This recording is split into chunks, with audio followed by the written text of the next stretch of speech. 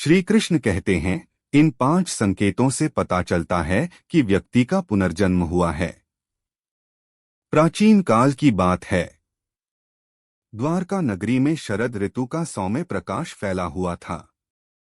समुद्र की लहरें मंद गति से तट को छू रही थीं और मथुरा के आकाश में चंद्रमा की शीतलता जैसे श्रीकृष्ण के मुखमंडल पर झलक रही थी। उस समय श्रीकृष्ण योग निद्रा से उठकर समाधि की मुद्रा में बैठे हुए थे। उनके नेत्रों में करुणा का गहरा सागर था और मुख पर अनंत ज्ञान का तेज। उसी समय द्वारका के एक वृद्ध ब्राह्मण उनके चरणों में गिर पड़ा।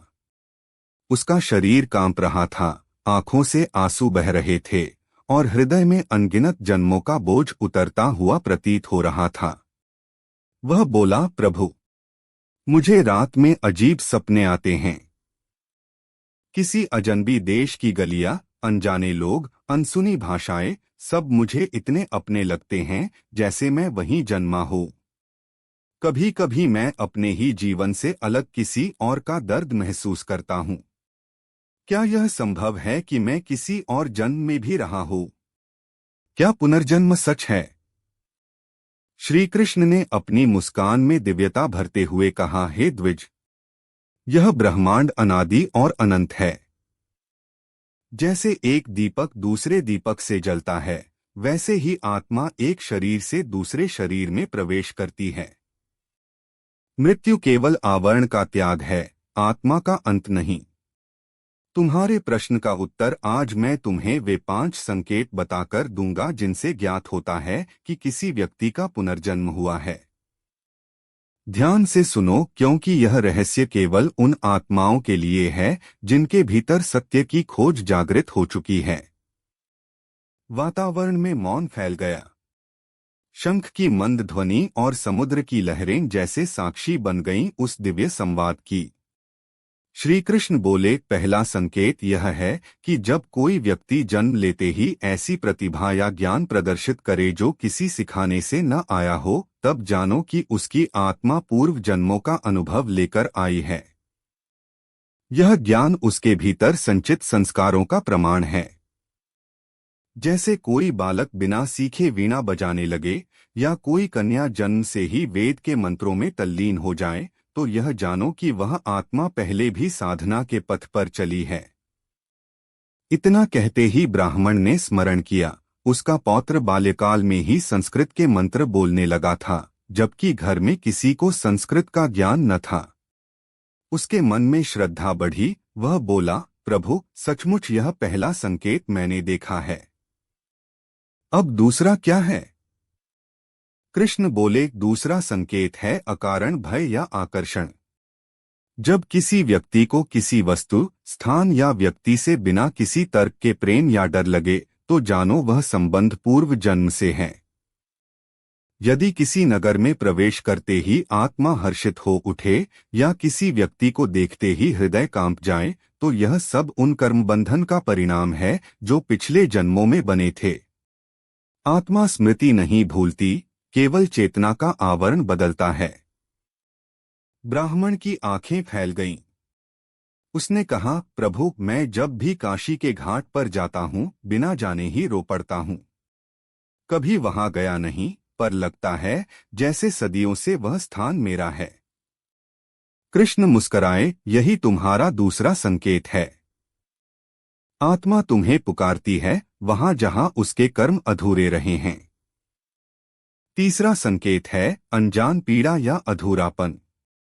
जब व्यक्ति को यह लगे कि उसका कोई कार्य अधूरा रह गया है, कोई रिश्ता अपूर्ण है या कोई वचन अधूरा है, तो यह उस आत्मा की पुकार है जिसने पिछले जन्म में उसे पूरा न किया। इसीलिए कुछ लोग जीवन भर खोजते रहते हैं, पर उन्हें पता नहीं होता कि वे क्या खोज रहे हैं। यह खोज पुनर्जन्म की साक्षी है। उस समय आसमान में बिजली कौंधी, मानो प्रकृति भी इस सत्य को स्वीकार कर रही हो। कृष्ण बोले, चौथा संकेत है सपनों का रहस्य। कभी कभी आत्मा नींद के माध्यम से अपने पूर्व जन्म की झलक दिखाती है। जब कोई व्यक्ति बार बार एक ही सपना देखे जिसमें वह किसी और युग किसी और देश में हो, तो वह आत्मा का स्मृति संकेत है। सपनों के माध्यम से आत्मा अपने अधूरे अध्यायों को याद करती है। यह संकेत बहुत सूक्ष्म होता है, पर सच्चा साधक इसे पहचान सकता है। ब्राह्मण के नेत्रों से आंसू झरने लगे। प्रभु, मैं बार बार एक सपना देखता हूँ कि मैं युद्धभूमि में हूँ, एक राजा के चरणों में गिरा हूँ और मुझे बाण लगता है। फिर मैं जाग जाता हूँ। कृष्ण ने उत्तर दिया, वह तुम्हारा पूर्व जन्म का दृश्य है। आत्मा जब तक अपने कर्मों को पूरा नहीं करती, वह नया शरीर धारण करती है। यही पांचवा और अंतिम संकेत है, कर्म की निरंतरता। जब व्यक्ति एक जन्म से दूसरे जन्म में वही प्रवृत्ति, वही कर्मपथ लेकर आता है, तो यह पुनर्जन्म का सबसे बड़ा प्रमाण है। कोई जो जीवन भर दान करता रहा, वह अगले जन्म में भी दयालु बनकर आता है। कोई जो घृणा में डूबा रहा, वह पुनः उसी अग्नि में जन्म लेता है। आत्मा के कर्म ही उसका भाग्य बनते हैं और पुनर्जन्म उसी भाग्य की अगली सीढ़ी है। श्री कृष्ण की वाणी जैसे ब्रह्मनाद बनकर फैल गई। वातावरण में सुगंध घुल गई। ब्राह्मण गहरी श्रद्धा से उनके चरणों में झुका। प्रभु, तो क्या प्रत्येक मनुष्य पुनर्जन्म के चक्र में बंधा है? कृष्ण बोले, हे द्विज, जब तक आत्मा अपनी कामनाओं से बंधी रहती है, जब तक वह मैं और मेरा के मोह में उलझी रहती है, तब तक उसे पुनर्जन्म से मुक्ति नहीं मिलती।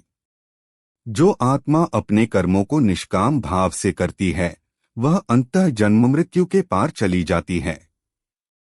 पुनर्जन्म कोई दंड नहीं, यह अवसर है, आत्मा को अपने अधूरे पाठ पूरे करने का अवसर। ब्राह्मण ने पूछा, प्रभु, यदि कोई अपने पुनर्जन्म को पहचान ले तो क्या वह मोक्ष पा सकता है? कृष्ण बोले, यदि वह पहचान प्रेम और वैराग्य के साथ करे तो अवश्य, किंतु यदि वह पहचान को अहंकार बना ले तो फिर वह और गहरे चक्र में फंस जाता है। याद रखो, पुनर्जन्म की स्मृति ज्ञान का साधन है, प्रदर्शन का नहीं। आत्मा को समझने वाला मौन रहता है, क्योंकि मौन में ही परमात्मा की प्रतिध्वनि सुनाई देती है। वह क्षण जैसे समय के पार जा पहुंचा। ब्राह्मण ने अपने हृदय में उन 5 संकेतों को अंकित कर लिया। उसने प्रणाम किया और बोला, प्रभु, अब मैं समझ गया कि जीवन का रहस्य मृत्यु के बाद भी समाप्त नहीं होता। जो जन्म हमें मिला है, वह किसी पुरानी यात्रा की अगली कड़ी है। श्री कृष्ण ने कहा, हे द्विज, जैसे नदियां सागर में मिलकर भी बादलों के रूप में पुनः लौटती हैं, वैसे ही आत्माएं शरीर त्याग कर भी संसार में लौटती हैं। यह चक्र तब तक चलता है जब तक आत्मा अपने स्रोत, अपने सच्चे घर परमात्मा में विलीन नहीं हो जाती। ब्राह्मण धीरे धीरे चला गया, पर उस दिन से उसका जीवन बदल गया।